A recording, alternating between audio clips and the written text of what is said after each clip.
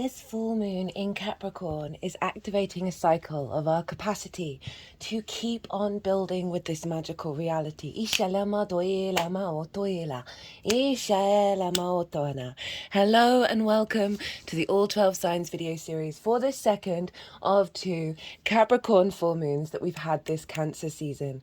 My name's Chloe. I work with card divination, astrology, and as you just heard, and as you can see, I channel multi-dimensional energies through my body. And this comes out in both the form of physical and vocal light language, amongst many other ways. And it brings in healing, attunement, and activation codes with the messages that come through in these readings. It will be happening throughout. They're particularly vocal with this transit. For those of you who know your time of birth and know your natal chart, I really recommend you check out the sign that falls in the first house first. This is called your rising sign, where your ascendant falls. I read for the signs as if they're in the first house. So the astrology will link in closest with that. However, never invalidates you looking at any other part of your chart. Perhaps where your sun or your moon are, because they always get activated with every lunation. So just look to whatever sign it is that you're checking into. Look to what house it's in and the themes of that house. You want to apply those themes as well as all the meaning you've got going on in that sign to the messages that come through, because it will be as if that sign has now moved to the first house energetically. You just got to add on your own natal chart meaning on top of it. As always, take what resonates, leave what doesn't. I am reading for Leo, so let us begin. Leo rising. How you doing, Leo? So I read for the rising signs. If for those of you who don't have Leo in the first house, look to where it does fall in your natal chart. Look to the house that it's in and the themes of that house. You want to apply those themes as well as all the meaning you've got going on in the sign of Leo to the messages that come through, because it will be as if that Leo energy from your natal chart has now energetically moved to the first house. So the astrology for the rising sign will still link in. You've just got to add on your own natal chart meaning on top of it. Woo! Take what resonates, leave what doesn't, as always. So let's get on with it. I'm going to be breaking down the major themes of this Capricorn full moon. I'm also going to be breaking down the astrology for the rising sign, for Leo being in the rising sign. And as I do so, I'm going to be shuffling this deck and all the cards are going to come flying out at the end of the astrology. The energies that I channel through my body, they are going to move all the cards around. They're going to do some energy work. And then they're going to put the cards into the 3 piles. And that is when I'm going to bring in the tarot with the astrology. The 3 piles are what is being released with this cycle. Right, what is the closing out of the chapter? Because full moons do represent a closing out, an end of a particular part of a cycle, but as always, there are no endings, are there? So we then get an activation and a download code from the moon. I work with 6-month cycles, so that code, that download, that energy field, you'll be working with over the next 6 months, and that is pile 2. We'll see what shows up for you in pile 2. Pile 3 is how to amplify and work with the energy of pile 2. Right, so let us begin. Well, this is the second of 2 Capricorn full moons. I've done a collective reading. This is where I get to break down the astrology in way more detail of how all the celestial bodies are talking to each other at the exact moment of the full moon. I really sort of expand on how that feels, what that might look like. And so if you want a deeper understanding of this moon, go check that out, because the more you can kind of step into the feeling of what it is, the more that you can relate that to your own personal life. Also, it's where I get to be a bit more esoteric, a bit more philosophical, where I talk about themes of integration and how to navigate this crazy world that we live in, that are linked into the themes of the moon. And also did a collective tarot reading as well, all over in the collective reading. There's a lot of astrology going on with this particular moon. I'm not going to touch on all of it. I will touch on the major themes though throughout this reading. So I do appreciate not everybody's got the time to watch the collective reading, although I do feel that there's a lot of good stuff that comes out in those that can be applied in sort of any area of someone's life. Um, right, so why is this a big deal? I mean, this moon is wild. Just by itself, it is wild, which I will get into the astrology of that. But there are two sort of major themes that are cropping up. Now, regulars, I've been talking about this for a while, and I do apologize for repeating it again here. But so the eclipses, well, wait. Firstly, since Aries season last year, we the new to full moons, because we had two new moons in Aries last year. Because of that, it meant that the new to full moons were inconjunct one another by sign. So the last inconjunct new to full moon that we had was the Gemini new moon, followed by the Capricorn full moon. That was the last full moon that we had, also in the sign of Capricorn. And so these two signs are what's called inconjunct one another. They don't traditionally have main themes in common with one another. So the way that I've seen this and the way that I've seen it show up is that inconjunct energy helps us break out of traditional formats, helps us break out of the same old, but it can be a bit discombobulating. It can take a little while to integrate and require a little bit more effort. So those inconjunct moons, those inconjunct downloads that we've been working with have throughout the last year and 3 months been showing us glimpses of a new paradigm that we're walking into. They've unlocked parts of ourselves that we wouldn't necessarily have been able to access very easily. It's been stripping back the layers of the same old. And so that last Capricorn full moon was the final inconjunct download. And from the Cancer new moon that we just had, that's a transit that's still very live, and I would recommend it in regards to the next main theme that I'm going to talk about. Is that so we've just had a Cancer new moon and now we're having a Capricorn full moon. So we've gone from an inconjunct energy, which is a bit of a straight line with a kink, right? So it's kind of curveball energy. It's kind of like thinking differently. It's very inventive, very innovative. It helps us get out of the traditional, as I said, but it can feel a little disruptive. So you may have noticed those clues and those glimmers of the new reality, and then a lot of old stuff coming up, or not quite integrating because it's a bit more of a more complex energy. Now, from the new moon in Cancer to the full moon in Capricorn, we're now a straight line again. We are now the opposition. And so this is about integration and streamlining a level of commitment and balance to the inconjunct downloads that we've had. So we're now having an ease in the integration. So that's one of the reasons, and this is the first full moon of that cycle. And not only that, but this is all linked in to the current eclipse cycle in Aries and Libra, because Cancer and Capricorn square that energy. And from July last year, when the nodes moved into the Aries and Libra axis, the Cancer and Capricorn areas of our chart were acting as the manifestation of what the eclipses were activating, right? Eclipses activate cycles or close cycles in order to activate new cycles.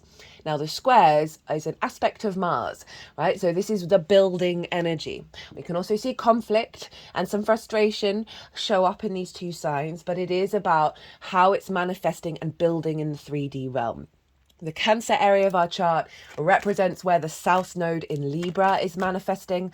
I talk a lot about that in the Cancer New Moon video series that I've just done. So the Cancer area of our chart has been having more of the drain, the release and the refinement. It's not really an outward expression and manifestation. So if you're looking at your Cancer area of your chart and like, what's been going on over the last year, go check out a Cancer new moon transit, as well as there's a nodal axis series that I did on Libra and Aries. I talk about that also there, and that covers the whole eclipse cycle, right? So the overall theme. So you might want to check that out as well if you're just like, oh, because this is a 19 year cycle. We're not going to have it again in these two signs for that length of time. It will be flipped and reversed at the midpoint between that, but just everyone breathe. It's all okay, and it's all serving us in the long term, just as with everything always. So that's the Cancer area, and that moon was beautiful. Just really enjoyed the energy of that moon. It was, the whole chart was being governed by the moon, so it was perfect intuitive alignment in regards to the integration of the in conjunct downloads and us being more in our intuitive body. And now we've got the Capricorn full moon.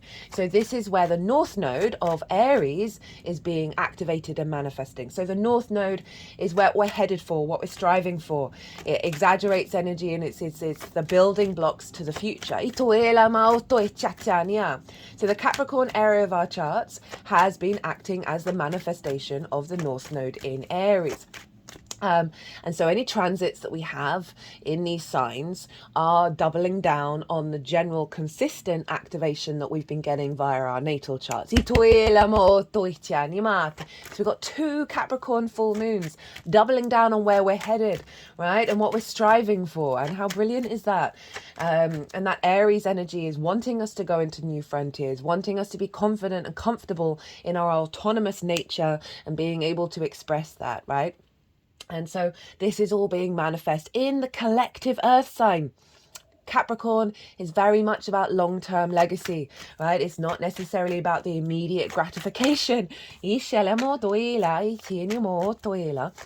And so I really love that this very powerful Aries energy is being funneled into our capacity to commit to the long term on this earthly realm. So where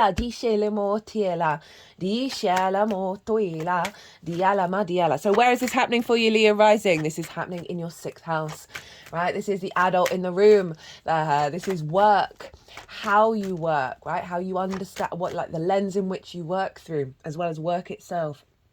It is your physical health, your routines, co-workers and pets. And it's in conjunct your Leo energy. No, we're not doing that. You're okay. All right. In conjunct your Leo energy. It's quite funny that they came out at the in conjunct, because it is kind of like a non-traditional way of the cards coming up. And so, right, so your 1st house, your Leo energy, is how you embody yourself through your sun or your moon. All depends if you've got a day or a night chart. Which luminary is providing wisdom to your ascendant? Your ascendant is your navigator of how you travel through the cosmic waters, right? So that Leo energy is the lens of how you move through the world. Right? It's often how other people see you, because they see your embodiment rather than what might be going on behind the scenes. It is your body, your character, your sense of self. And so these 2 signs don't traditionally have main things in common with one another. Leo, you are fixed fire and yang in nature. Capricorn is cardinal earth and yin in nature. So this is where the sort of discombobulating in conjunct energy shows up. But the way that I like to describe an in conjunct is herding cats. Now imagine if you don't realise that that's what's going on, but you've still got the tasks to do. So think of any stress dream where this used to happen to me in my old profession, all my dreams, where I was given a task and I ended up being in a city, and I'd have to go and talk to people who would then give me another task in order to get to the task, but they'd have no clue what the tasks were and would offer no help. It would just be task upon task upon task upon task upon task.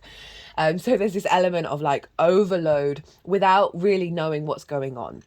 So if you don't know you're herding cats, i.e. 6 energies that all have their own way of doing things and they're all very independent, then it can be very chaotic. It can be very disruptive and feeling like you're putting in a lot of effort and not necessarily see things manifest. So the trick is to realize, okay, on the surface, not all of these things seem to work together naturally, but everything's got such stuff in common. So once you realize you're herding cats and that's the framework that you're operating from, then you start to see the subtleties, then you start to see all the little threads, these sort of the unconventional ways in which these energies can work together. And then you've got 6 energies to play with. Just takes a little bit more effort, right? So we struggle with work, we struggle with looking after our physical vessel, we struggle with routines. So there's this element of discord that can show up with this energy. Itiala modui shalemo toila, diala madoila. You know, Capricorn is ruled by Saturn. It's a very practical, there's a practicality. There's also an element of detachment that Capricorn and Aquarius both have because they're ruled by Saturn. So Saturn, very mature energy, very sort of about responsibility, due diligence, and commitment and integrity. Right, none of these are bad things, but they can find it, you know, it's a little bit difficult when Leo rules the heart. So there's all this love that wants to be given, and Capricorn's kind of, well, that's not particularly practical. So it's about getting these two to work together, and you've got double full moons here, so you've really got an amplification of your capacity to infuse love, to infuse the light into the day-to-day stuff, right, into those routines, into the way that you work, right? And now you've got another full moon here. You may have found that you've just been noticing your level of commitment to the way that you work has been accentuated. It's become a bit more of a priority because of these two full moons, rather than, you know, the going out and having fun, right? So that can often be a contrast with the Leo energy. You know, Capricorn and Saturn doesn't really need to be seen, doesn't need to be appreciated. It's just going to do the job anyway. And so obviously Leo is ruled by the sun, so there is this element of this push-pull between, I want to commit, right? Having Capricorn in the 6th is very dedicated, very dutiful. I'm going to keep on going, keep on doing it. But then there's that Leo energy that also would kind of like some validation, would kind of like to be appreciated for the way that they work. So that's an element of a conflict there. So big full moon in the sign of Capricorn. So full moons can represent a end of a cycle as well as a completion energy. There may be there may be a project that you've been working on that's coming to fruition around this full moon. There may just be a sort of a I can see this as a release of blockages around being able to commit to your work, commit to your physical health, commit to your routine. Because remember, this is where the North Node is being magnified and implemented in the 3D realm. You are going into new territory. So there are perhaps old habits, old ways of thinking, and engaging with the way that you work, the way that you look after your physical body, that are just sort of falling away because you're stepping into a new frequency. Itiana, etoe lama doini ma itinia. Itiana, doi shilema. Pets are involved as well, and I always love that pets really do show up quite loudly in the 6th house. It's just one of those things. It's so funny. And you know, you might be getting a pet with a full moon. There might be a sort of party with your co-workers around the full moon, or sort of an interaction with co-workers that feels like, oh, you've cleared a layer of issues and now you're working together and collaborating. Yeah,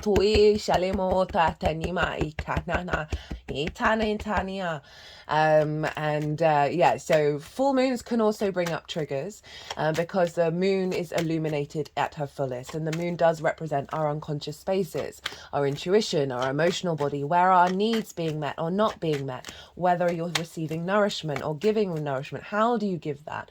And so if there are some things in your energetic field that are out of balance, they can get highlighted around a full moon because the sun and the moon want to let you know, okay, you need to look over there, right? There's some tangled energy there that needs to be shifted so your energy can flow, and it's always a gift. Trust and believe, it's always a gift. With a full moon in this sign, second full moon, there's a level of a deeper knowing intuitively about the way that you work. Ita na do e la do e nama do e te ata tinia do atum janima atini atum jatam ti shinima. Sorry, I'm just letting this bit of channeling come out. Itum Diatiania. Having a full moon here can see your needs being met when it comes to the way that you work. So then an element of validation. If you've had certain physical health problems, full moons in the sixth can highlight solutions. You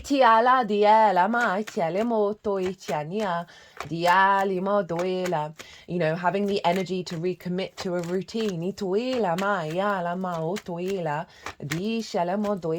It may be more opportunities around work.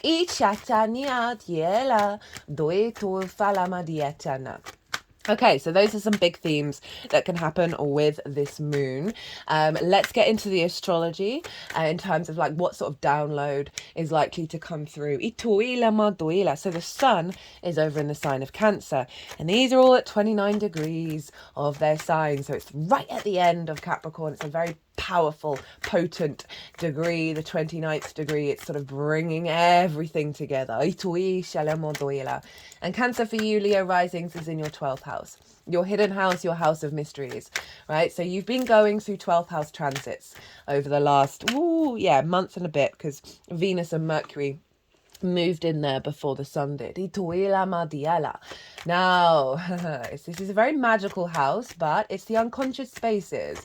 And so in those unconscious spaces can be our trauma responses and our limiting beliefs, which is why anxiety, depression, grief, loss, isolation can show up with the 12th house. It's a difficult house. It's a very powerful one. It can feel very personal to you, but often not integrated with the rest of your chart. So you may have spent over the last month or so, excuse me, I'm just going to pause for a second. Apologies, Leo. Right, so I was talking about the 12th house and the Cancer season and how you may have been just sort of working through, I mean, it all depends on your cycle, where you're at, of the layers of anxiety, depression. You may have felt more withdrawn. It's behind the scenes. We can get quite hidden when we're going through 12th house transits. But it is, underneath all of that is the magic of your soul, right? So we just got to peel back those layers in order to integrate it. And the magic of your soul is your deep, deep connection to your emotions and your intuition that can be blocked by certain things.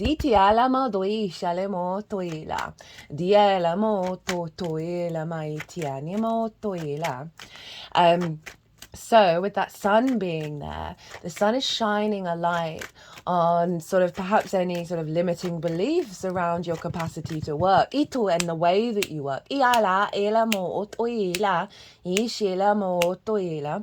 know, I mean, it all depends on what you believe, but a lot of mental stuff, a lot of unconscious things has an effect on the physical health. So I could see illuminations around this, a releasing of a certain, as I said, limiting beliefs around understanding your level of the integrity in the way that you work and the capacity in the way that you work, any blockages around that, as well as drawing up the magic of your soul into the way that you work.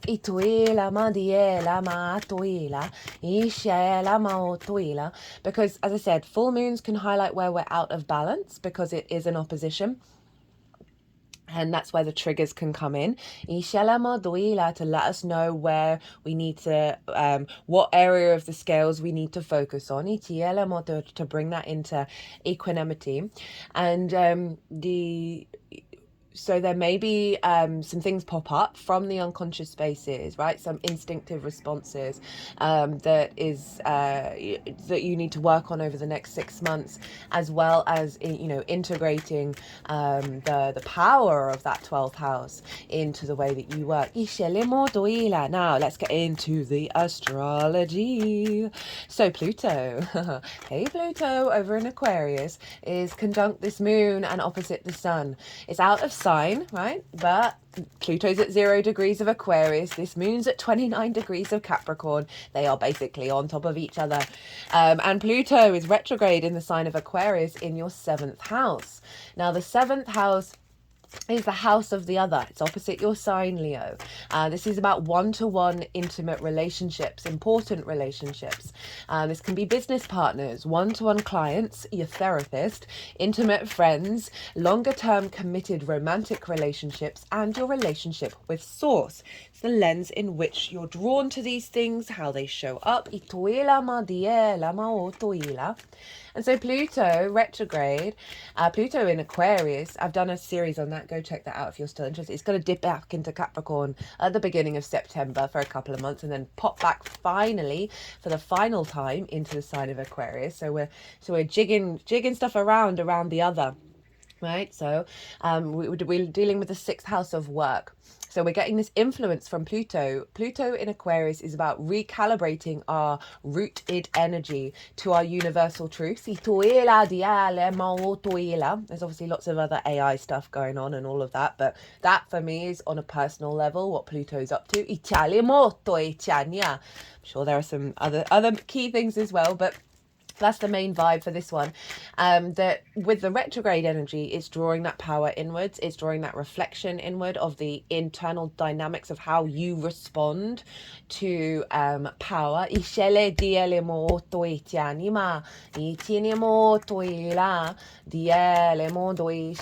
this level of internal magnetism that you're cultivating around your, well, what is it that you need from the other, right? And what kind of relationships are you going to interact with, right? And this is about removing of power dynamics that don't serve the collective, right? Aquarius is very much about the collective, whereas Capricorn is more, it's the earth energy, it's the collective earth sign. It's more about the traditions, the ancestors, the wisdom, and also kind of hierarchical structures, whereas Aquarius is more egalitarian, more thinking to the future. So we have this Plutonian energy from Aquarius, also ruled by Saturn, fusing into the other Saturn-ruled signs, Moon, of bringing this expansive egalitarian universal truths into how we build in the 3D. And so you've got this energy from the 7th feeding into your 6th. So I can see this as a release around wounds, around interacting with the other that's impacted the way that you work. So the 6th house is very important, right? All the houses are important, but for you have to, the more you understand how you work, right, how you figure things out, the healthier a relationship you're going to have with another person, with Source, right, with your clients. And so often we can sacrifice our understanding of that and our physical health and our routines and prioritize the other, right? And so the infusing of that Pluto energy, which doesn't want you to do that, by the way, FYI, that it is infusing within this full moon, one, a release around power dynamics around possession and obsession that have diminished your capacity to truly know your value in the way that you work, truly know the value of your vessel and your incarnation, and that and the significant being the adult in the room for yourself. You're just, that sort of energy is just sort of dissolving. Thanks to Neptune. Which I'll get to. And you're reclaiming that power for yourself in the way that you work, right? And that's really, Pluto's very magnetic. It's very, there's a lot of power there that serves for your transformative soul process. And what I could see also, so one, that's what feels like it could be releasing, as well as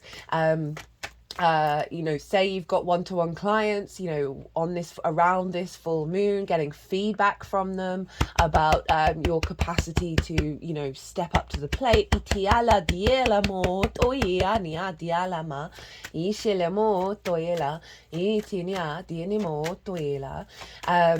Getting more validation around the way that you work and what you've contributed.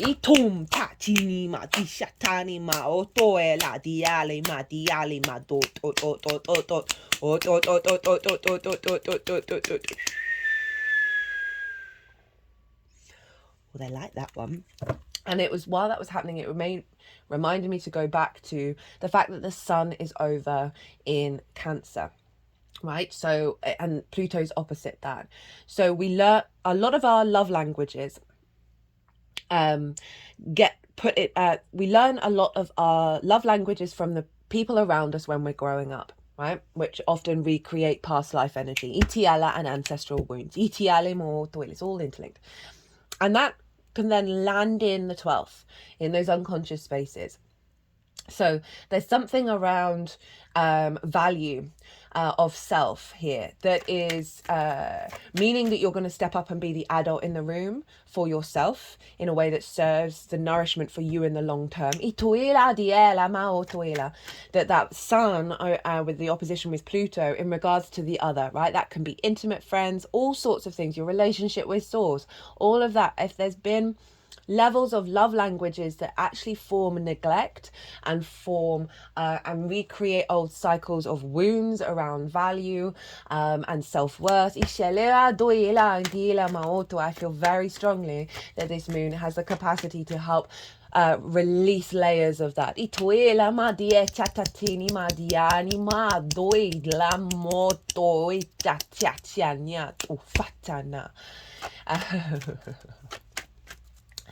And in terms of the activation code of like bringing in more in terms of work, right? More clients, more your capacity to be very intimate.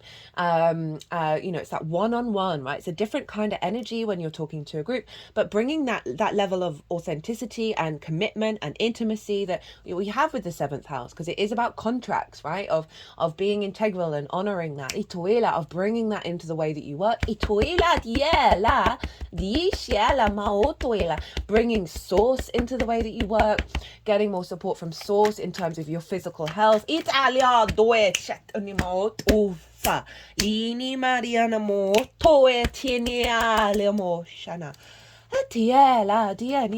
quite vocal with you, Leo. Now let's get in with the rest of the astrology. Oh my goodness, because it's already half an hour. I'm really enjoying this moon. So we have the opposition between the sun and the moon, and Pluto's here. And then we have we have no, it's round the other way. Okay. Either or. We've got Neptune and Uranus forming a cradle with the sun and the moon and Pluto. So we have a sextile, trine, right? If that forms a cradle, we are being birthed into this reality with the outer planets, which is wild. Pluto, Uranus, Neptune, right? These are the more galactic energies. These are beyond our visible eye. They are dealing with unseen frequencies. They're closer to the external outside of our solar system. They are closer to what's on the other side. So this is sort of bigger, longer term cycles and more sort of galactic energy infused with the earthly realm. So pretty powerful stuff. So Neptune is over in Pisces, and they are all at 29 degrees. So this is pretty wild. Neptune's in Pisces in your 8th house. The 8th house is the outside world's resources and your interaction with anything other than yourself. So this can be mortgages, loans, taxes, car insurance, bonuses, commissions, inheritance, both 3D and cosmic inheritance. It's also about relationship dynamics. It's the lens in which the dynamic of the 7th shows up. And how you interact with the world from that lens. Very Piscean, right? So this is time, money, things, energy, intimacy. It's a give and exchange between you and anything other than yourself. This is also a very magical house where your relationship dynamic and the resources of source show up.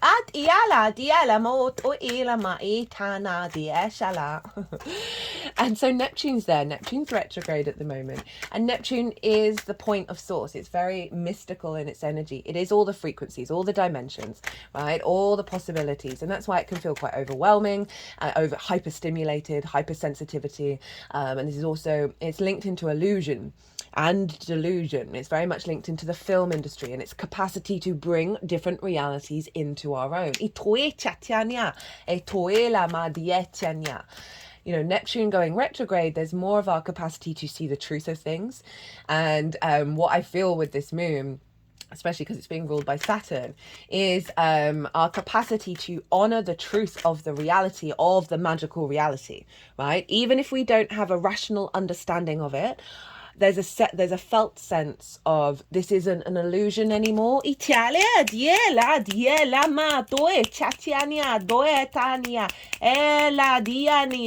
around my ears. And now the mouth. Now the eyes. Back to the ears. Back to the ears. All around the face. And then they've brought all that energy into the heart space. I feel like that sense of you can see it, you can smell it, you can touch it, right? And they didn't quite do the tongue. And bringing that all into the heart of like a deep knowing, so your heart knows to vibrate at that frequency.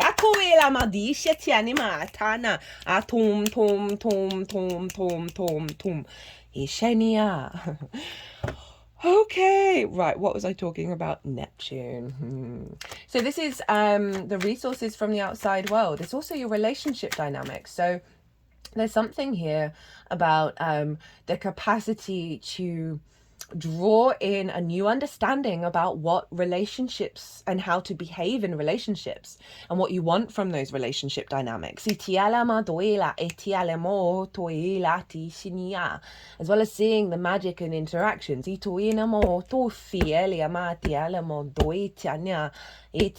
There may be certain relationships in your life and the dynamics in which they're showing up where the veil has been pulled back and you're just like, this just isn't doing it for me. Not in a negative way, not in a judgmental way, just like facts are facts. This is not kind of what I'm craving. It's also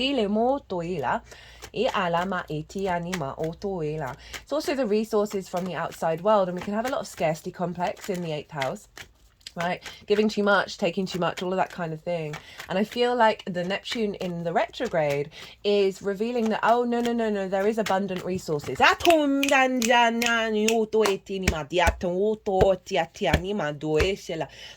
back the illusion of scarcity. And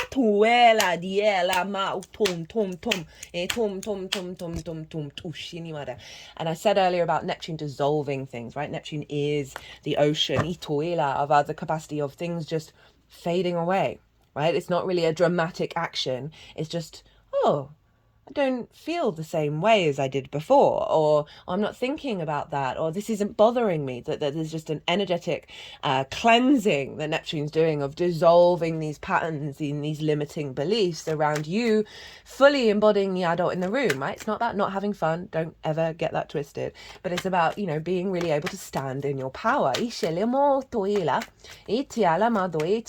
can see this also as a lot of feedback loops with source, like lots of resources from source feeding into the way that you work. This also might be getting a bonus or a commission that's recognizing the way that you work, as well as engaging perhaps in with another company or with the resources of the outside world to facilitate a project or what it is that you're working on. Hello Neptune and Aquarius. Okay, there's so many things that I want to say. What else was I going to say about that one? Yeah, just a real deep level of empathy coming into the way that you work as well with that Piscean energy, the capacity of bringing synchronicities and the sort of the magic of the universe into the way that you work. You could see more synchronistic moments over the next 6 months that are taking you to more opportunities, more work opportunities, more probably very sort of individual, unique ways of tending to your physical health. And finding just your way of establishing routines, just feeling more grounded in the believing of miracles, if that makes sense. Like I was just sort of being very say a routine of miracles. No,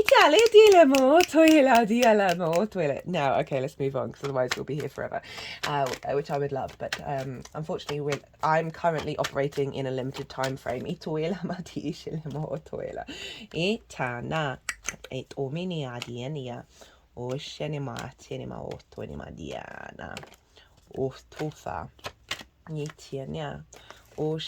So Uranus over in Taurus is we've just come out of a Mars-Uranus conjunction. I've done a pick a card reading for that.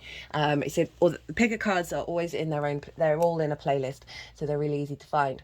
That is the last time that's going to happen in our lifetime, unless you're a newborn in the sign of Taurus. We get this conjunction between Uranus and Mars every 2 years. It's now going to be moving into Gemini. So this is the last one. And Taurus for you is in your life purpose, your career, your visibility, your reputation.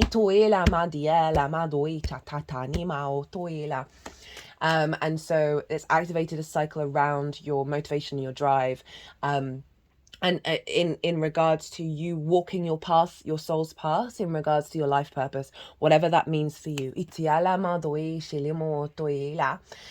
Uranus there is very independent, very maverick, really wants you to be confident and comfortable being your unique self and walking your unique path. And that is influencing this moon by way of cradle. Oh, I forgot to say, Neptune is sextiling the moon. So it's very creative, right? It's connecting, there's appreciation, there's value there, right? There's a harmonizing energy between relationship dynamics and the resources of the outside world in regards to your work and being the adult in the room. And again, so that could see more opportunities come in from the outside world, more resources in regards to the way that you work, as well as just healthier co-collaborating relationship dynamics in your life. And having a deeper knowing that if they're not there in your life right now, that it will unfold. Neptune's also trine the sun, right? So there's a wisdom coming in and an illumination coming in from the 12th house, from the magic of your soul, right? That is helping release those love languages, right? Trine's an aspect of Jupiter, very inspirational, very, they bring things together in order to expand, right? So there's a sense of elevation, a sense of faith and a knowing. So there's a free flowing energy from the sun to Neptune of being like, here's this distortion, here's this limiting belief, here's this trauma response that has blocked that 8th house. And they just put fingers at my third eye. It's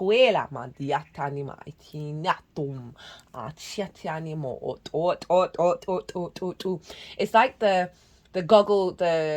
cloudy goggles that have distorted your perspective on things is being released.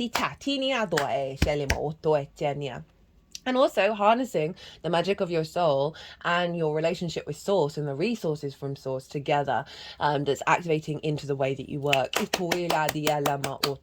So Uranus is trine the moon. So fellow earth signs.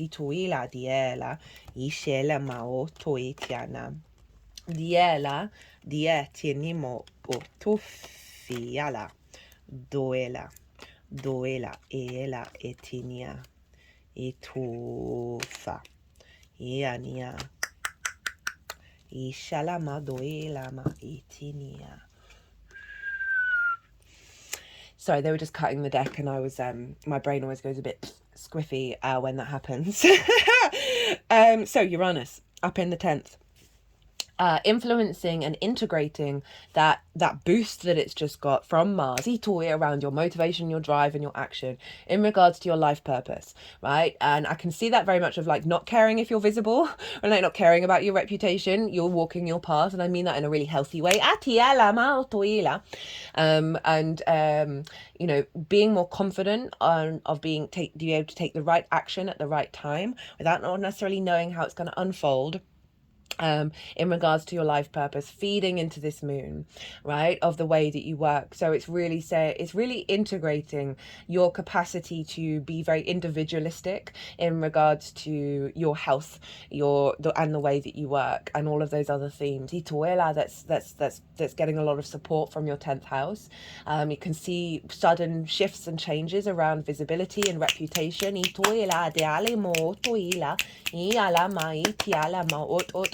more opportunities coming in that are more of a sudden nature, and appreciation. It's sextiling the sun, right? So they're getting creative, they're finding connections, they're finding a sense of appreciation and love of that magic of your soul.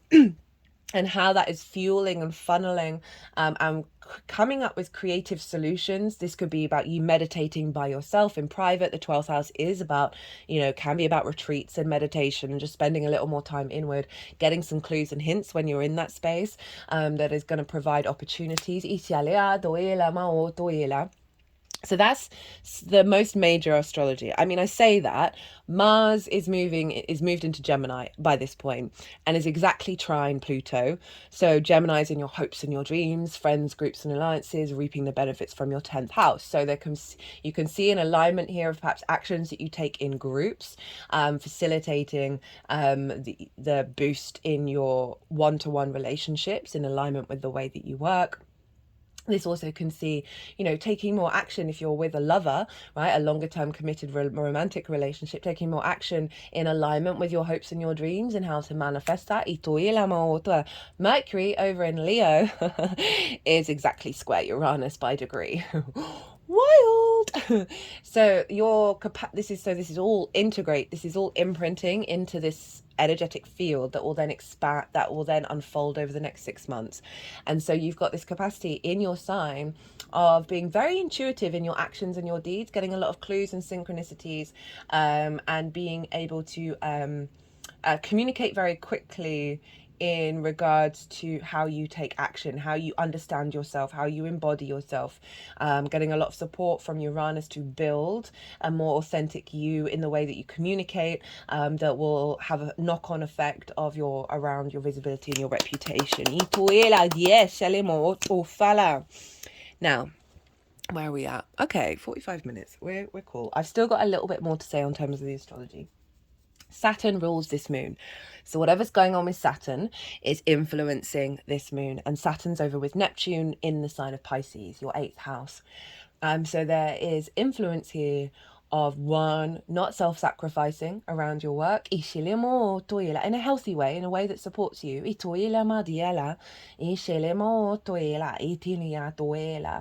Having more Saturn is helping create the magical reality, make it concrete, from Pisces. I can see a lot of support from Source come in, in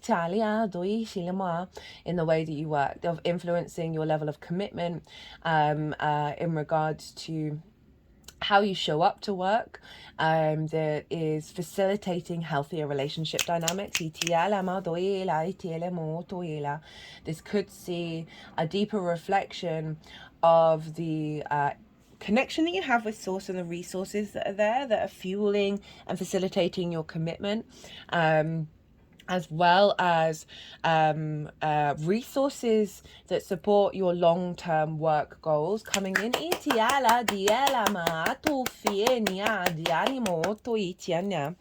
Now, Jupiter rules Pisces traditionally, so what's going on with Jupiter is influencing Saturn and therefore influencing this moon. Jupiter is over in Gemini. For those of you who have not caught the Jupiter and Gemini transit series, I thoroughly recommend it. Very powerful stuff, right? That energy that came through, that was like, yes, this is what we need right now. This is actually facilitating so much else, not just Jupiter being in Gemini. All of those Gemini transits were pretty powerful messages that will really help us work with integrating our expansion of our consciousness. And Jupiter loves being in the 11th. And, the 11th is hopes and dreams, friends, groups and alliances, and reaping the benefits from your 10th house. So again, Jupiter's making sure, okay, we want a level of commitment in these relationship dynamics, in these resources that are part of where you're headed with your hopes and your dreams. We want to bring in more collaboration and more communication with bigger groups that is serving those hopes and dreams.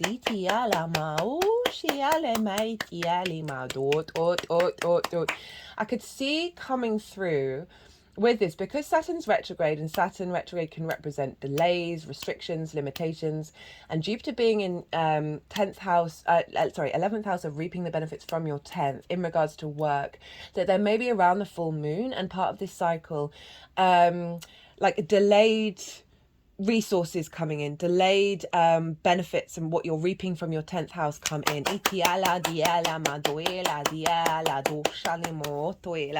Now Mercury rules Gemini, so where's Mercury? We just talked about Mercury over in the sign of Leo, your sign. Hi. And so Mercury is influencing Jupiter's of saying, with this a level of your deeper understanding of self, right? So this is influencing the sovereignty of self, and the empowerment of self, and your capacity to be able to express that over the next 6 months. Of being valued,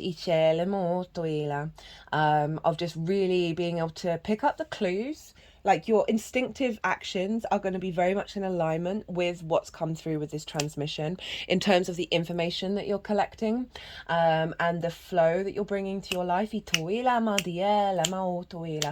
know, there's an element of retaking it back to you. So the way that you express yourself being very significant and recognized. Now, Leo, ruled by the sun. Where's the sun? In the sign of Cancer, in your 12th house. So this is your capacity to bring that magic into the way that you speak. And for this next process to really do some, if there are any more deep healings. Is the journey ever done on the self-heal? I don't know. I haven't hit that point yet.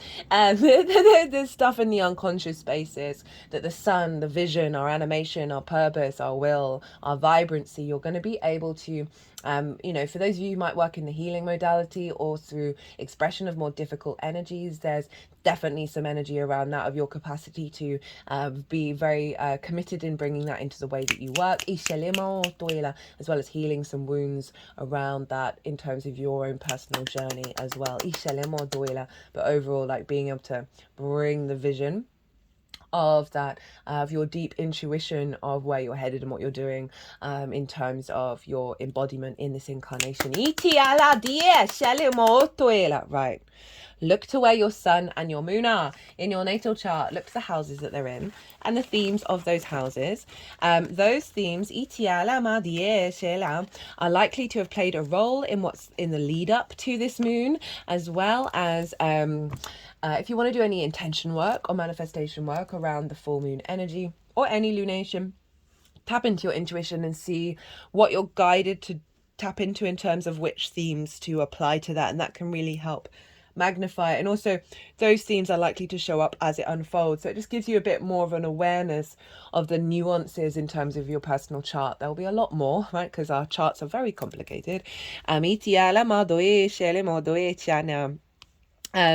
That it'll just be on this general reading. Right, I am going to go consciously quiet. The energies that I work with, they are going to move all these cards around. They're going to do some energy work. They'll put the cards into the 3 piles, and that's when I'll bring the tarot into the astrology. So I'm going to soften my mind. I call you to do the same. You just had loads of information. Loads of information. Let it all settle. Don't try and overthink it, and then see what intuitive hits come up for you. During this reading.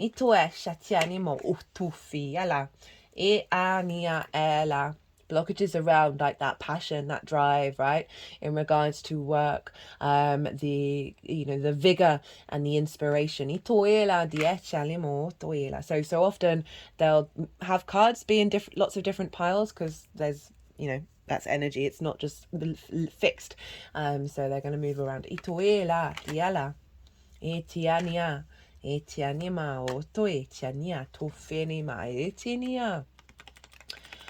Blockages around union, right? And for being in love with your work, being in love with your vessel.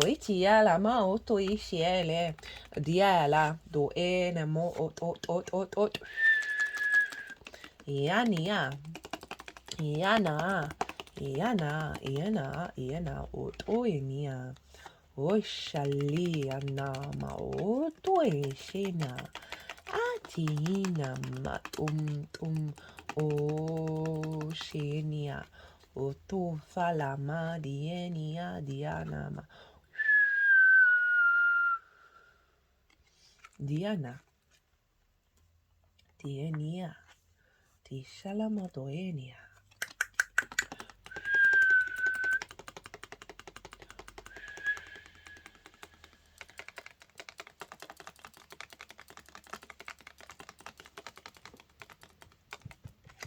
The elamadin din ot.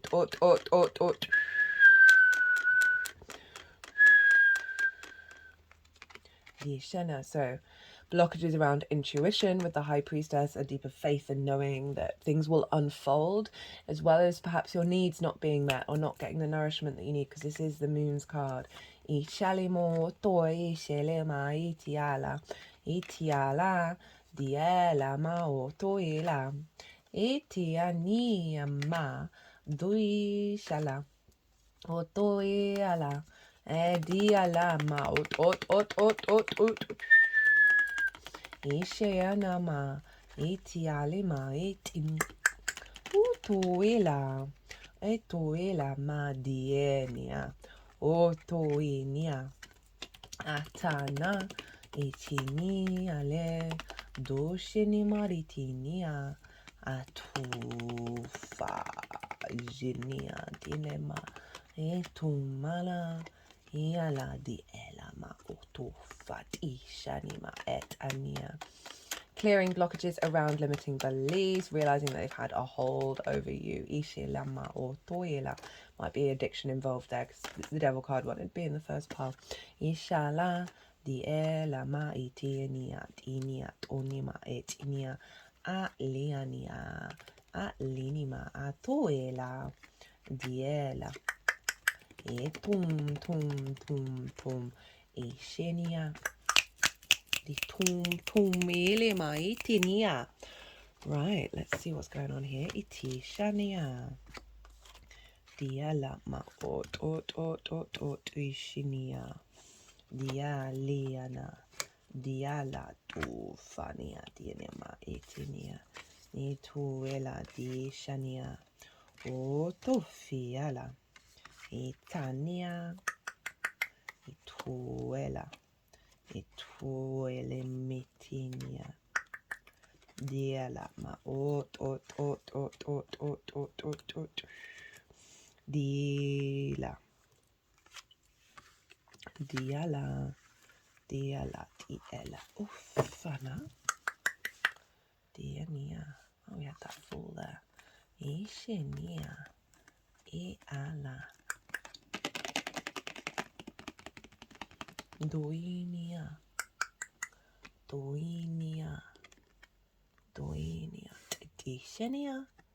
dishenia diala.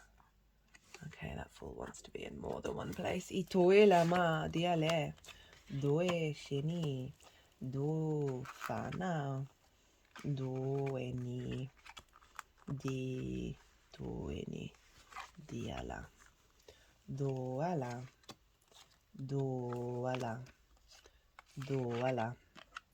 dofana diala e atanima to uchenima di. Well, Leo, okay, so what's being released with this cycle, with this full moon?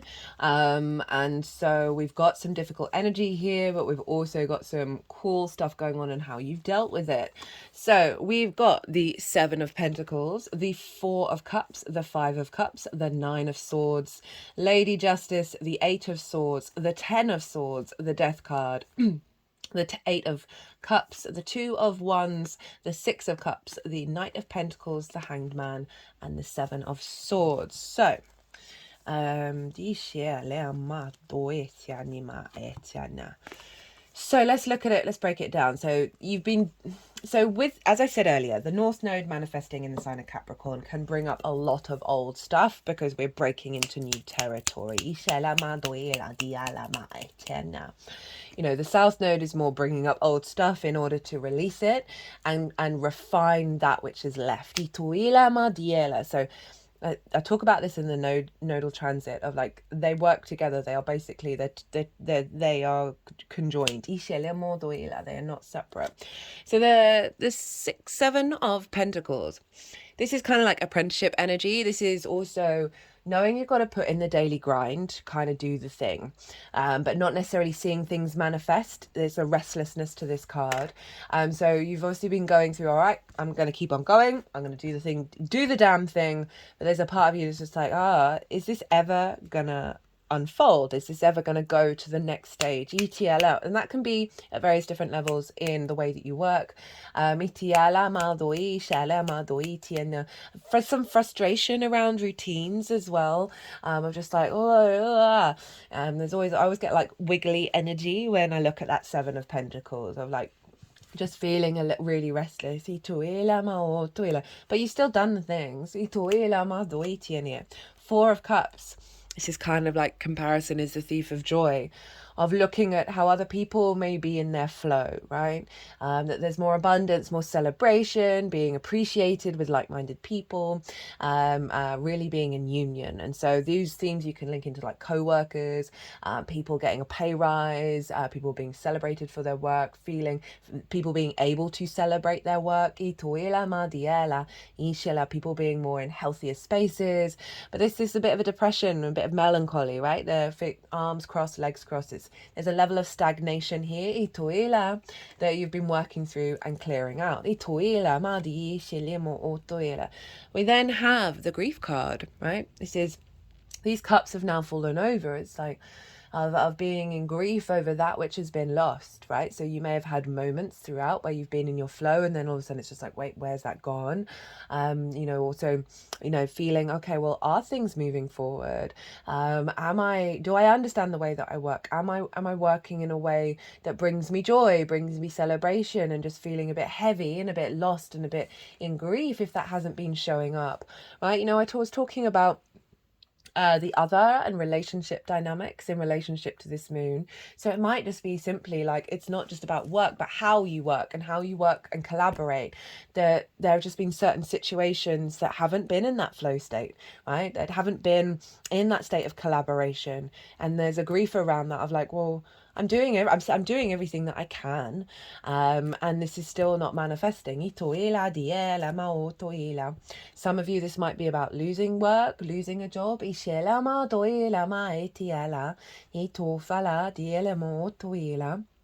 Got the 9 of Swords. This is anxiety, worry, right? The workload, your physical health, your routines. This is about regret over the actions of the past and worrying about non-manifested actions in the future.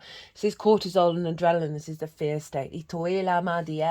Sleepless nights, right? So working through levels of anxiety of what are my co-workers saying? Am I good at my job? Am I good at figuring things out? Worrying about a health issue, like a heightened level of nervousness about where are you headed and what are you doing. We have Justice. This is Libra. So it's interesting this is showing up in what's being released because this is where the South Node is. And it's around your communication and your day-to-day, your environmental frequency and how you find meaning on the day-to-day. So there might be something here where because the South Node is there, that there's just been a sort of a restriction around those themes that's had a knock-on effect on your understanding of the 6th, right? Of sort of just feeling a little bit out of balance, right? Feeling a little bit and also being an awareness of that South Node for some of you, of just being like, okay, I know what's going on here. I know that there is, at the moment, there are just bigger things at play. This might mark the Libra full moon that happened in the period that we're working with. that shifted awareness over all of this, right? We got the 8 of Swords and the 10 of Swords. The 8 of Swords is Jupiter in Gemini. I love this when this card shows up because it's letting us know, okay, there is a limiting belief. There is an illusional construct around you. You are not trapped. You can walk out of that, but part of your unconscious responses are keeping you small, and that is part of the human experience. So we've got this energy around one, limiting beliefs in your understanding of the way that you work, in the way that you understand, perhaps how you perceive whether you're the adult in the room. You might be doing yourself a disservice. We can be really hard on ourselves. And then the 10 of Swords, this is very karmic energy because all the swords are along the spine. We have a lot of karma in our spine, right? The energies that I channel would love it if I did spine unwinding on a regular basis, but I'm stubborn. I try and I try and do not as little as possible, but like my Virgo sun wants to find the quickest route with the least amount of energy exerted that is then available and accessible to everybody. Because a lot of this stuff, like go and buy this, go and do that, you got to do all this, blah, blah, blah. I'm trying to push the limits of seeing where that line is. Anyway, enough about me. So these 10 of Swords, right? Limitations, restrictions, immobilization, right? So this is quite heavy energy that's being cleared out, of understanding, okay, the time isn't now, and I can deal with those. I can deal with this, right? I'm getting a feeling of perspective around this pile of you just being like, okay, I understand what's going on here. I understand this may take a little while longer to unfold. But this is also a certain preconceptions and ideas that have perhaps kept you in a certain space for so long.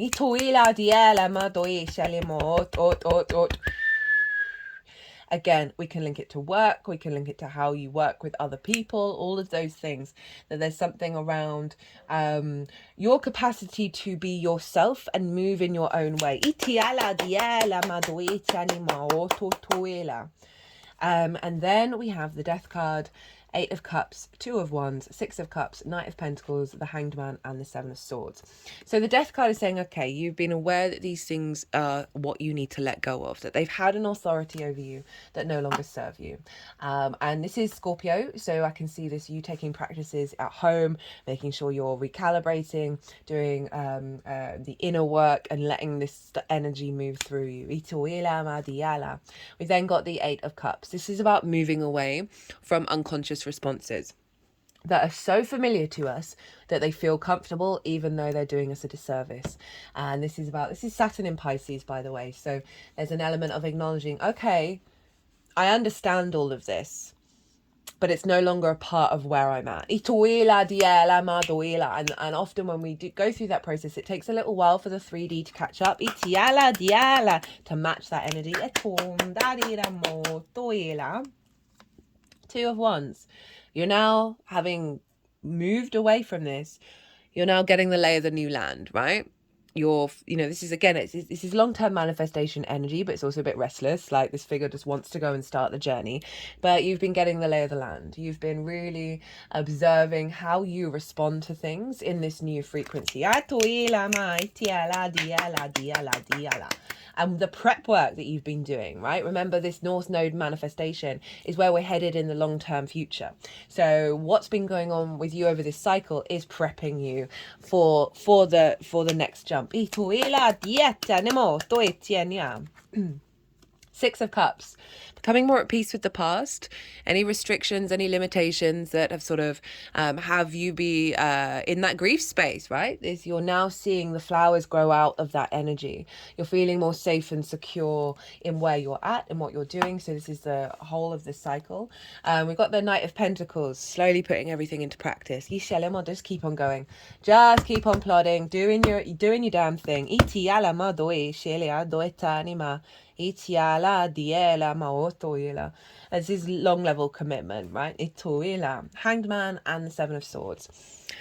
Allowing yourself to go inward and find deeper wisdom, right? Deeper reflection, a different perspective, co-creating with source, really allowing things to unfold while still putting things into practice on a day-to-day basis, doing that routine, right, of clearing out this energy. But overall gaining a lot of wisdom from it, gaining a lot of perspective. It's just how you calmed down, right? Being more in flow. With the Seven of Swords, this is about stealing away conflict, doing something differently, being determined, right? This figure could have got caught by either side, and potentially, faced mortal wounds for stealing the resources, stealing those swords away. But it did it anyway because it knew, it's trying to create peace, right? So it was very committed and integral to the new way of thinking. So that particular part of the cycle is being closed out, right? We're elevating here. There's a level of completion. And so what is coming through with this download? The Devil, right? Remember that was here as well. So an element of working through perhaps some limiting beliefs and restrictions, some addictions, neglecting ourselves, not being the adult in the room, and really finding better ways to be that adult in the room for ourselves and work in better ways that isn't recreating these old cycles, right? So now the Devil's shown up at the beginning of your download, and before the horned god was the devil, it was Pan. It was the great masculine fertility symbol, right, of how we create in the 3D realm. It is incredibly powerful and potent energy. And so it is Capricorn. It's the way that you work, the way that you understand the way that you work, your physical health routines. You are stepping into that power. And the ability, Capricorn, the mountain goat, to keep on climbing, keep on going. Ace of Cups, a renewal of your emotional body. Remember the sun over in the sign of Cancer. Peace here, a sense of abundance, an emotional energy to be able to commit to these things.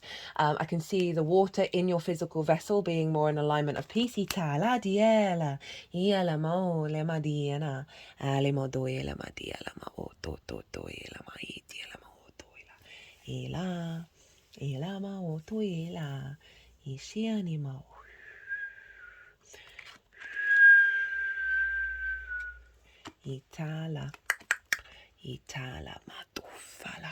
Okay, they just wanted to do a little bit of energy transfer with that one. So, those unconscious spaces, a renewal being there, your ability to connect to those from a place of peace, your ability to connect back to work from a place of love, a sense of renewal, right? Of how you engage with that. Seven of Wands in reverse. Seven of Wands for me, along with the Five of Swords, is like one of the key archetypal struggle buses that we as a species are going through. So this figure is standing on a cliff. That represents they are on the higher ground. They have something of value. They have something of worth within themselves. We all do, but we forget it because look how unsteady this figure looks. They feel like they have to be in competition, that they're having to do battle just by being themselves. We are source, we are abundant, we are loved, right? We do not need to be in a fear mindset, in a scarcity mindset, in a competition mindset, unless it's a healthy one with yourself. And not with the desire for everybody else to lose. This is in reverse. So any issues you've had around understanding and understanding the value of what it is that you're bringing to the table in the 6th house, this is falling away, right? And the strengths of your character and knowing your own value is really coming in. We've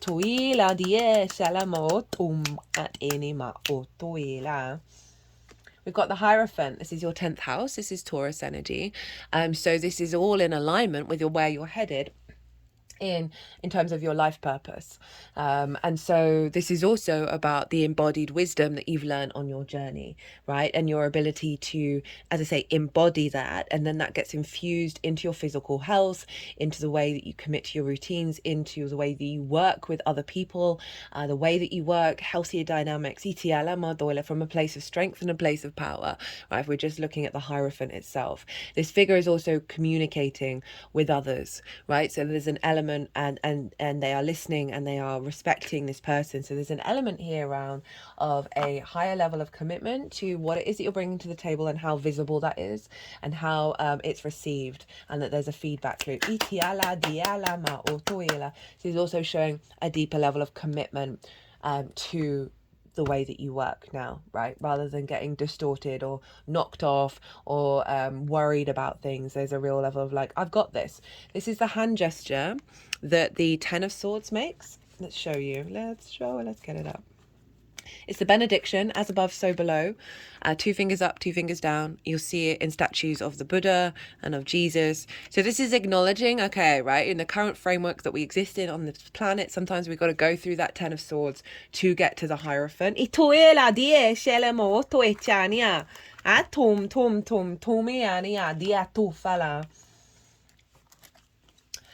The High Priestess, the Fool, the Ace of Wands. Oh, big, beautiful energy here. So the High Priestess is the Moon's card, right? Deep intuition. She knows she's drawing towards her that which brings abundance, that which brings alignment of the material and the metaphysical world, right? Of your needs being met, of nourishment coming in. And overall, just a general feeling of like, I've got this. This is also saying your heightened intuition around the way that you work, right? So getting just follow your intuition and your instincts and in your movements, and you're going to start to see new pathways and a deeper understanding that's reconnecting back to your initial essence, because you're following that soul magic, right? Cancer is ruled by the moon, that's in your 12th house. You might really want to look to where your moon is as well, to get some more clues about what the High Priestess is saying. The Fool. So this wanted to be in reverse here, and what that felt like is the frustration around the new beginning again, right? Why where's the world, where's the completion, where's the sort of satisfaction? I don't often read the Fool card this way, but it's been showing up for the readings, and that's what's been coming through of like, done with that new beginning, in a way that it's like never getting to the next stage. And so now it's shown up in the upright here in the most beautiful way of the Fool, of like learning all the wisdom that you've learned, you're taking with you. You're now more operating from a heart space and more faith in how things are going to turn out, right? So whatever cycle's closed out, there's a new one coming in. Ituila, the Ace of Wands, passion, drive, motivation, virility. This is, you relight my fire in terms of your work, your capacity to instinctively take action, because fire is instinctively take action through inspiration from source, who's giving you a renewal energy, that your instincts are going to be very much in alignment with the way that you operate with other people, your understanding of work, and your physical health as well. Remember, this is all tied into you creating a space where you are more the adult in the room, and that you are drawing towards you situations, scenarios, relationship dynamics, opportunities that are nourishing that rather than distorting it. Knight of Cups. This was kind of blocked here. Around flowing with love, moving through love. Knights embody their suit. This is about imagination, intuition, love, creativity, right? There's a flow here. This is the true romantic. This is kind of like the Fool in motion, out in the world. The Fool's got a horse, because you're following your intuition. You're following where the love is, right? It's a beautiful way of looking and operating in the world. Essentially, there's more glide coming in. You're very intuitively aligned about, it's also taking your work out on the road as well. And all of your water signs are in very magical houses. So your water body, the water element, is one of your keys to tapping into your magic. And so that's being applied in the way that you work. And also this in terms of like relationship dynamics, right? That there's coming in relationship dynamics that are more in alignment with flow. We've got the Two of Cups over here, which I feel like is linked into this, of like a real sense of union. Do I want to read? Which ones do I want to read? So over here we've got the King of Swords, the Seven of Cups, the Two of Cups, and the Four of Pentacles. So this feels like a stronger clarity of knowing what you want, and knowing who you are, your embodiment of self from a very sovereign place in terms of the clarity of the kind of thing you want to engage with, the constructs and the visions and the inspiration that you're now taking that into action, right? And also being very sort of clear in your mind about what's important to you. We have the Seven of Cups, and this is saying with this, we are now able to dream and fantasize beyond the old limitations. Like that high priestess is giving us this deeper sense of knowing that the King of Swords can then act on. Again, so this is also my channeling card. So, we're all channelers, by the way. We just do it in lots of different ways. That there's an element of being able to act on that in the way that you work. But I see this as an elevation of those relationship dynamics with the Two of Cups, right? So this is can be about clients connecting with you, friends, source, romantic relationships that's coming from that Knight of Cups, right? There's equality, respect, honor, dignity. They are eye to eye. So this one can relate to clients, integration of self. And then we've got the Four of Pentacles. And this is saying your inner sovereignty, your inner frequency is not getting distorted by the external world, where you can build from that inner frequency and create in the 3D realm from a place of power, right? And build in a place of security and safety. So this is like your frequency of being the adult in the room isn't getting distorted by the external world. And through the process of work and the unification within yourself, and that's going to have a feedback loop of drawing situations towards you that are in alignment with that, that you are creating your new magical reality. The Empress and the Star. So this is Venus and Aquarius. If we just deal with the tarot, more fertile creative landscape of your 6th house, feeling good about being in the 3D world, right? Being really enjoying being present here, being able to create, from a very fertile, loving place. You might want to look to where your Venus is. There's also to get some clues and hints. Venus happens to be in Leo at this time. Love of what your work is. More opportunities coming from it.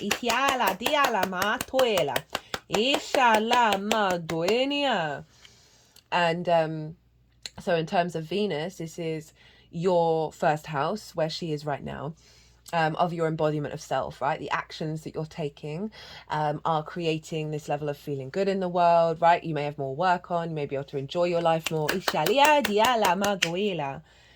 The Star. Now, this is Aquarius, but in terms of just the star itself, the star is uniquely herself. She is unclothed, she is rid of masks. And by doing so, she heals not only herself, but the world around her. And this is saying go your own way, right? Walk your path. This is galactic and earth energy combined. Honor your own stardom and your own frequency. This could be about recognition by the other, right? Either by source. So your business partner's like, you've been doing really great, right? I think we should go out and celebrate. I think you deserve a bonus, that kind of thing. As well as relationships, right? So Aquarius, sort of longer term committed romantic relationships. This is saying there's an element of that that's coming in, that they're going to be, you're going to be able to work together. And also hope and dream, yeah, right? Hoping and dreaming about how this all unfolds in a way that's more unique to yourself, that serves your experience here on this planet.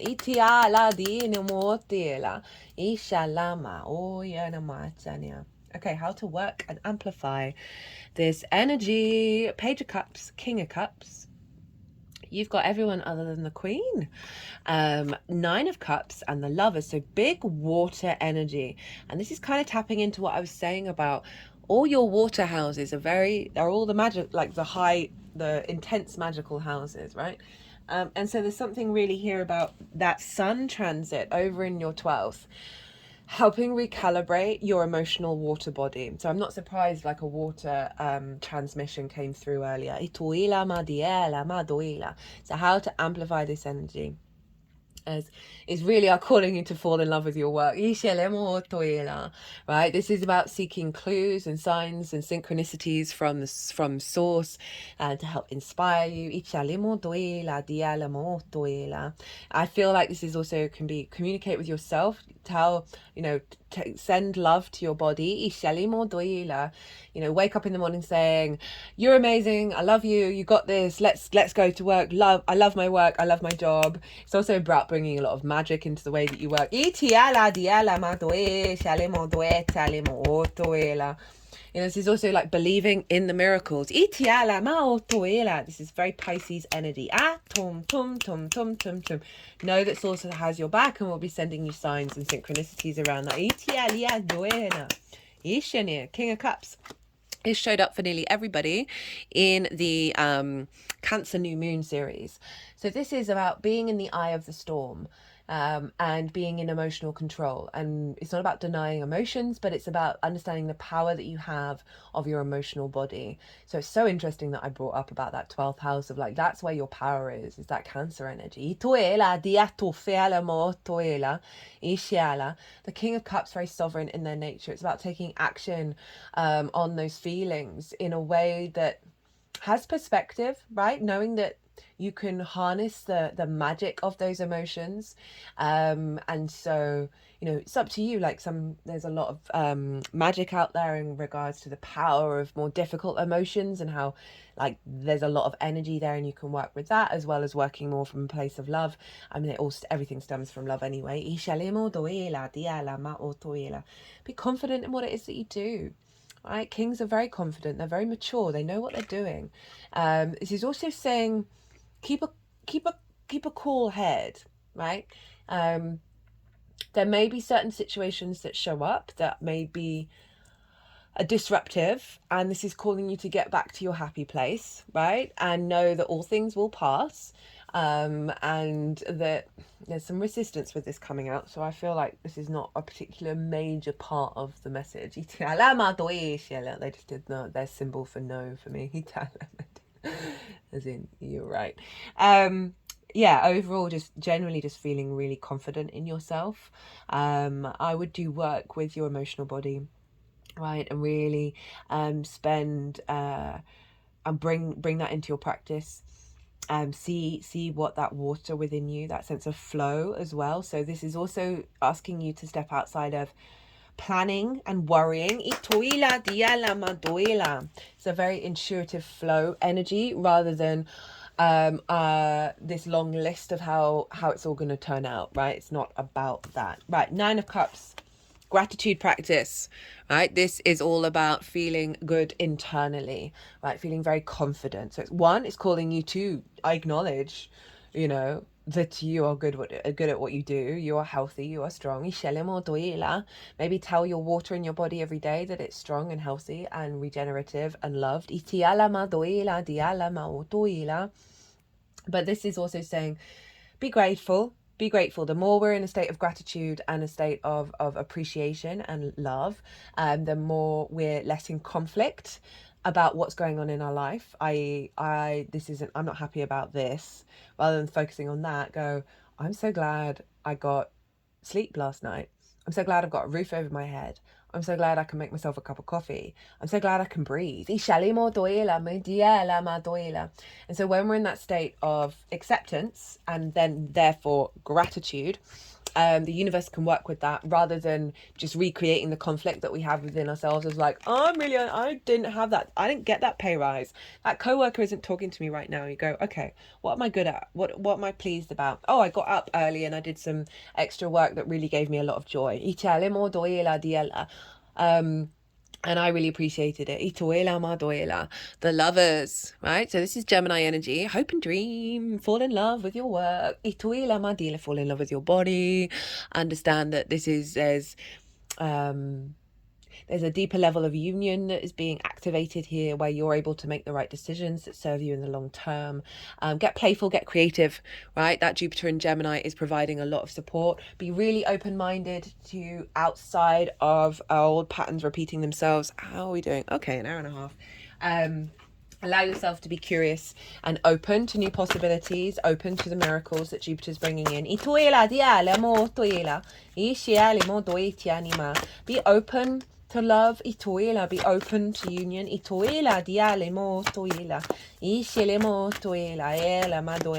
there may be some lessons around that. I'm going to get you one oracle card.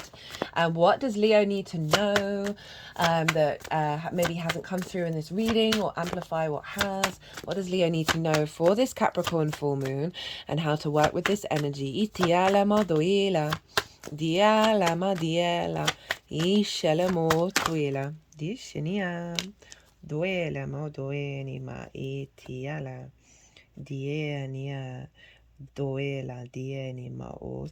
I'm gonna get you one more.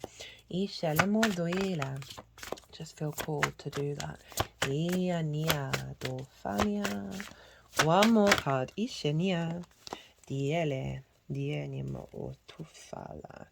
We have at the bottom of the deck Fool's Embrace, Transmuting Pain, and that feels like what's going on there, that you've been doing a good job. And it is interesting, we got the Fool twice, of working through any sort of those sort of bigger energies.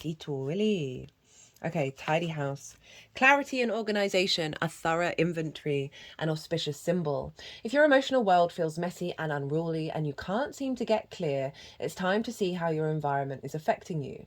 Although your inner world has a huge impact on what shows up in your outer world, the reverse is also true.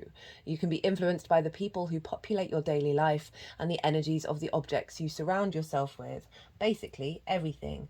In your surroundings, now is the time for an inventory and full clearing of your environment.